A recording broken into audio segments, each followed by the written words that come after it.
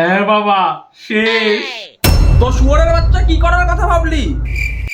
বাবা আপাতত তো মজা করার কথাই ভাবছি। শুয়োরের বাচ্চা মজা করে করে তো এত বড় হইলি আর জীবনটাকে খাইলি।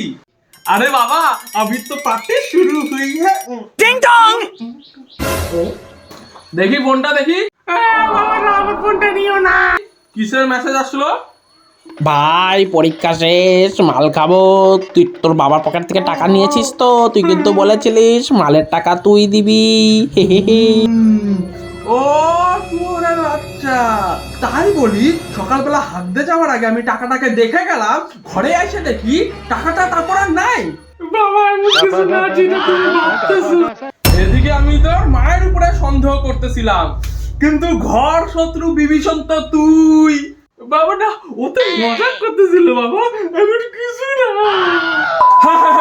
বেটা